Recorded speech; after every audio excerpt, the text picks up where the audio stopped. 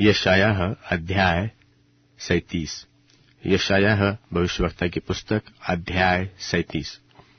जब हिजकिय्याह राजा ने यह सुना, तब वह अपने वस्त्र फाड़ और टाट ओढ़कर यहोवा के भवन में गया, और उसने एल्याकीम को जो राजघराने के काम पर नियुक्त था, और शेबना जो मंत्री था, और याजक के पुरनियों को जो सब टाट ओढ़े हुए थे, आमोस के पुत्र यशायाह नबी के पास भेज दिया। उन्होंने उससे कहा, हिजकिय्याह यूं कहता है कि आज का दिन संकट और उल्हने और निंदा का दिन है। बच्चे जन्मते पर हुए, पर जच्चा को जगने का बल न रहा।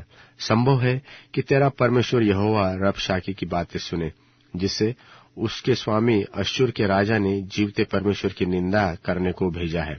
और जो बातें तेरे परमेश्वर यहोवा ने सुनी है, उन्हें दपटे सो तू इन बच्चे हुओं के लिए जो रह गया है प्रार्थना कर। सो हिजकिय्याह राजा के कर्मचारी यशायाह के पास आए। तब यशायाह ने उनसे कहा, अपने स्वामी से कहो कि यहोवा यो कहता है कि जो वचन तूने सुने हैं, जिनके द्वारा अश्शूर के राजा के जजों ने मेरी निंदा की है, उनके कारण मत डर। सुन, मैं उसके मन में प्रेरणा करूंगा कि वह कुछ समाचार सुनकर अपने देश को लौट जाए, और मैं उसको उसी के देश में तलवार से मरवा डालूंगा। तब रबशाके ने लौटकर अश्शूर के राजा को लिब्ना नगर से युद्ध करते पाया, क्योंकि उसने सुना था कि वह लाकीश के पास से उठ गया है, और उसने कुश के राजा तिरहाका के विषय यह सुना कि वह मुझसे लड़ने को निकला है। तब उसने हिजकिय्याह के पास दूतों को यह कहकर भेजा कि तुम यहूदा के राजा हिजकिय्याह से यो कहना कि तेरा परमेश्वर जिस पर तू भरोसा करता है, यह कहकर तुझे धोखा न देने पाए कि यरूशलेम अश्शूर के राजा के वश में न पड़ेगा। देख, तूने तो सुना है कि अश्शूर के राजाओं ने सब देशों के साथ कैसा व्यवहार किया है, कि उन्हें सत्यानाशी किया है। फिर क्या तू बच जाएगा? गोजान और हारान और रेसेप और तलस्सार में रहने वाले एदेनी जिन जातियों को मेरे पुरखाओं ने नाश किया, क्या उनमें से किसी जाति के देवताओं ने उसको बचा लिया? हमात का राजा और अर्पाद के राजा और सपर्वैम नगर का राजा और हेना और इव्वा के राजा, ये सब कहाँ गए? इस पत्री को हिजकिय्याह के ने दूतों के हाथ से लेकर पढ़ा। तब यहोवा के भवन में जाकर पत्री को यहोवा के सामने फैला दिया, और यहोवा से यह प्रार्थना की कि हे सेनाओं के यहोवा, हे करूबों पर विराजमान इस्राएल के परमेश्वर, पृथ्वी के सब राज्यों के ऊपर केवल तू ही परमेश्वर है। आकाश और पृथ्वी को तू ही ने बनाया है। हे यहोवा परमेश्वर, कान लगाकर सुन। हे यहोवा, आँख खोलकर देख और सन्हेरीब के सब वचनों को सुन ले, जिसने जीवते परमेश्वर की निंदा करने को लिख भेजा है। हे यहोवा, सच तो है कि अश्शूर के राजाओं ने सब जातियों के देशों को उजाड़ दिया है, और उनके देवताओं को आग में झोंका है, क्योंकि वे ईश्वर न थे, वे मनुष्यों के बनाए हुए काठ और पत्थर ही के थे। इस कारण वे उनको नाश कर सके। अब हे हमारे परमेश्वर यहोवा, तू हमें उसके हाथ से बचा, कि पृथ्वी के राज्य राज्य के लोग जान ले कि केवल तू ही यहोवा है।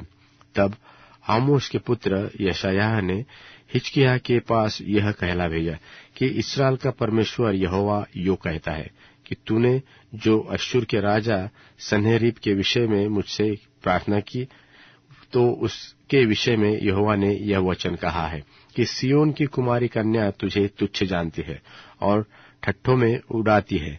यरूशलेम की पुत्री तुझ पर सिर हिलाती है। तूने जो नाम धराई और निंदा की है, वह किसकी की है? और तू जो बड़ा बोल बोला और घमंड किया है, वह किसके विरुद्ध किया है? इस्राएल के पवित्र के विरुद्ध तूने यह किया है।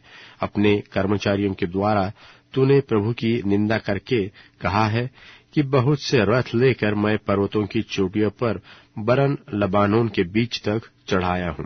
मैं उसके ऊंचे ऊंचे देवदारों और अच्छे अच्छे सनोबरों को काट डालूंगा, और उसके दूर दूर के ऊंचे ऊंचे स्थानों में और उसके बनाए बन की फलदायी बारियों में प्रवेश करूंगा। मैंने तो खुदवा कर पानी पिया, और मिस्र की नहरों में पांव धरने ही उन्हें सुखा डालूंगा। क्या तूने नहीं सुना कि प्राचीन काल से मैंने यही ठहराया और पूर्व काल से इसकी तैयारी की थी। इसलिए अब मैंने यह पूरा भी किया है कि तू गढ़ वाले नगरों को खंडहर ही खंडहर कर दे। इसी कारण उसके रहने वालों का बल घट गया कि और वे विस्मित और लज्जित हुए। वे मैदान के छोटे छोटे पेड़ों और हरी घास और छत पर की घास और ऐसे अनाज के समान हो गए जो बढ़ने से पहले ही सूख जाते हैं। मैं तो तेरा बैठा रहना और कूच करना और लौट आना जानता हूँ, और यह भी कि तू मुझ पर अपना क्रोध भड़काता है। इस कारण कि तू मुझ पर अपना क्रोध भड़काता और अपमान की बातें मेरे कानों में पड़ी है। तेरी नाक में नकेल डालकर और तेरे मुंह में अपना लगाम लगाकर जिस मार्ग से तू आया है उसी मार्ग से तुझे लौटा दूंगा। और तेरे लिए यह चिन्ह होगा कि इस वर्ष तो तू उसे खाओगे जो आपसे आप उगे, और दूसरे वर्ष उससे जो उत्पन्न हो वह खाओगे, और तीसरे वर्ष बीज बोने वाले और उसे लवने पाओगे, दाख की बारियां लगाने और उसका फल खाने पाओगे। और यहूदा के घराने के बचे हुए लोग फिर जड़ पकड़ेंगे और फूलेंगे फलेंगे, क्योंकि यरूशलेम में से बचे हुए और सिय्योन पर्वत से भागे हुए लोग निकलेंगे, और सेनाओं का यहोवा अपनी जलन के कारण यह काम करेगा। इसलिए यहोवा अश्शूर के राजा के विषय में यो कहता है कि वह इस नगर में प्रवेश करने वरन इस पर एक भी तीर मारने न पाएगा, और न वह ढाल लेकर इसके सामने आने व इसके विरुद्ध दमदमा बांधने पाएगा। जिस मार्ग से वह आया है उसी से वह लौट भी जाएगा, और इस नगर में प्रवेश न करने पाएगा। यहोवा की यही वाणी है, और मैं अपने निमित्त और अपने दास दाऊद के निमित्त इस नगर की रक्षा भी करके उसे बचाऊंगा। तब यहोवा के दूत ने निकलकर अश्शूरियों की छावनी में 1,25,000 पुरुषों को मारा। और भोर को जब लोग सवेरे उठे तब क्या देखा कि लोथ ही लोथ पड़ी है।